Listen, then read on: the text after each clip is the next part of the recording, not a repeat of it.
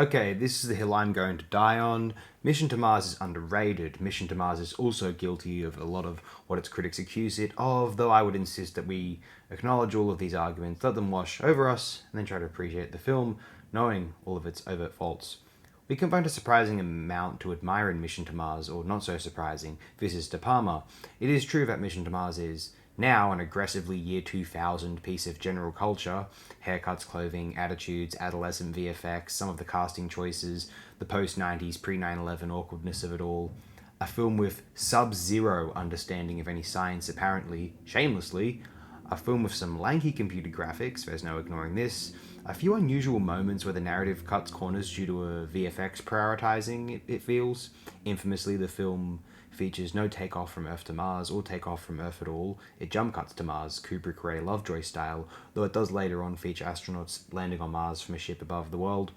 The performances can be considered wonky or too jovial or charismatic for astronaut archetypes. It is either too, the film itself is either too pre-Kubrick or too much of an attempt to be a new 2001, close to the year it was named for. And there are accusations that it is too ancient alien creationist or whatever the hell else we really dislike being propagated in the culture. I understand this point, but it is a Hollywood film. What hope can we still have that they care about this sort of thing, then or even now?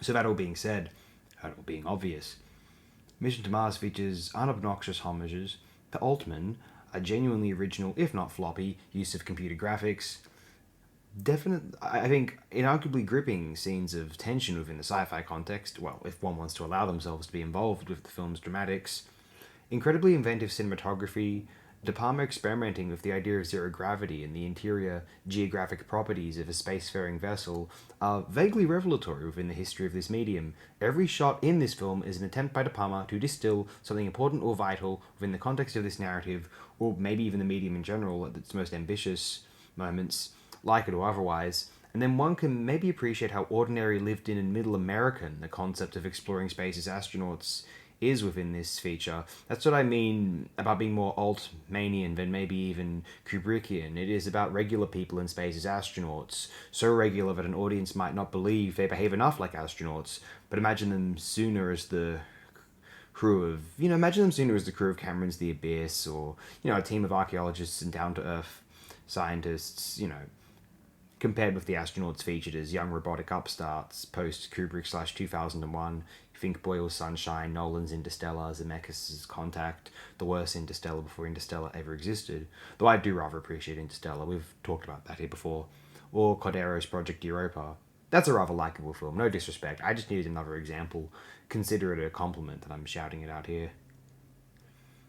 It isn't as mundane as Scott's Alien, or as interestingly so.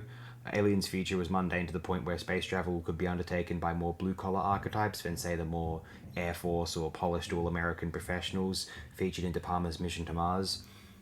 Hopefully I've demonstrated via my screen caps why I quite like Mission to Mars, though those who haven't seen it can probably discern all of the negative points about it, both via my describing them and what others have stated, and also just via noting some of the screen caps, I would assume.